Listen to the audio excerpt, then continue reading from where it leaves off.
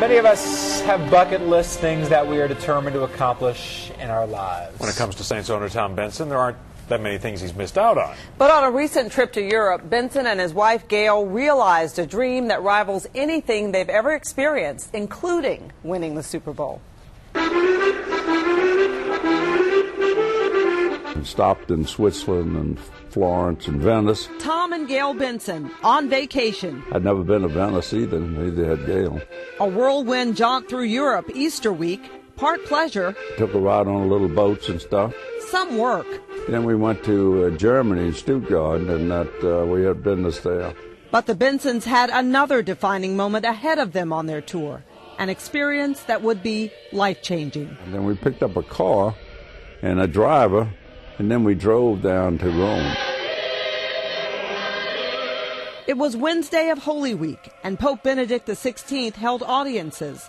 The Bensons were hoping to get close enough to the altar to see the Holy Father. I must admit, I sort of encouraged and coerced them to do something. Archbishop Gregory Amen made an advance request to the Vatican on behalf of the couple. They said, could you get us into the audience? And I said, well, yeah, the audience is thousands and thousands of people, but, you know, I'll see if I can get, I'll write ahead of time and see if I can get some special seating. And Archbishop Amen didn't promise us that with this letter we would get to see him. The last time I was in Rome and visited with the Pope, I was in the last row. 50,000 people, and I'm in the last row. And so I wrote and said, would it be possible for them to be in the audience, but more specifically, would they be able to show the Pope the Super Bowl ring? Please don't have me in the last row. I got the response back that yes, we would be happy to have him for the audience, and we'll see what we can do. The Bensons were guided through the crowds. Everybody was so excited. Everybody, there was no disagreements among anyone. They were just all happy to be where they were. So we start walking towards the altar way up there, and we keep walking. I said, well, Gayle, at least we're not going to be in the back row. But we keep going, and all of a sudden we start walking up the platform. Wow, look at this. We're never thinking it would be on the altar. He came in on the car, his little Pope mobile, and drove around and waved to everyone. And then when he got on the altar that he was going to talk from, he addressed all the different people in the audiences in many different languages. And then after that, and everything was over. Or so they thought. What happened next was completely unexpected. And the people that were around him escorted about 10 or 12 of us up to see him. These are images of that moment. The Bensons talking with Pope Benedict.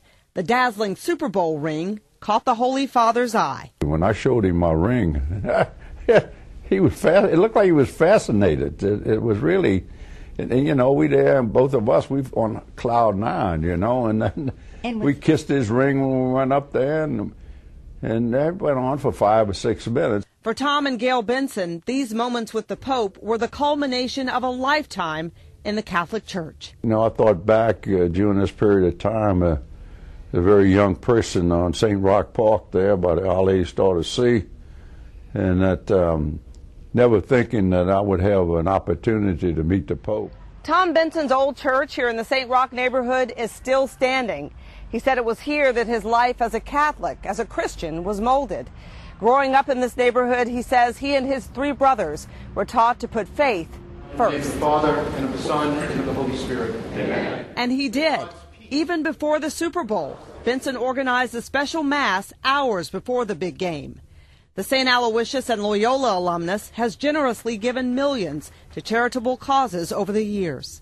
My grandchildren will spend it if we don't give it to the church. Benson believes meeting the Pope would have pleased his late parents, Carmen and Tom Benson Sr. They would have just loved us for it. That's how they were, you know. They would have thought that was great. That would have been, to them, I feel like it would have been more important than the Super Bowl. Than the Super Bowl.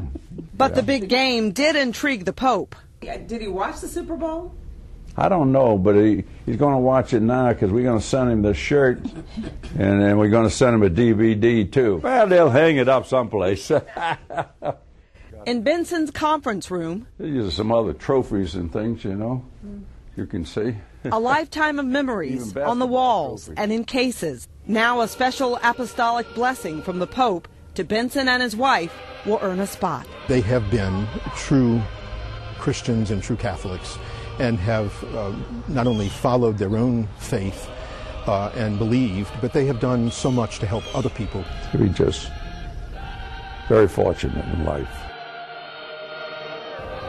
What a treat. Well, Benson wanted to give the Pope something to remember him and Mrs. Benson by, so he put one of these 25th anniversary New Orleans Saints coins in the Holy Father's hands.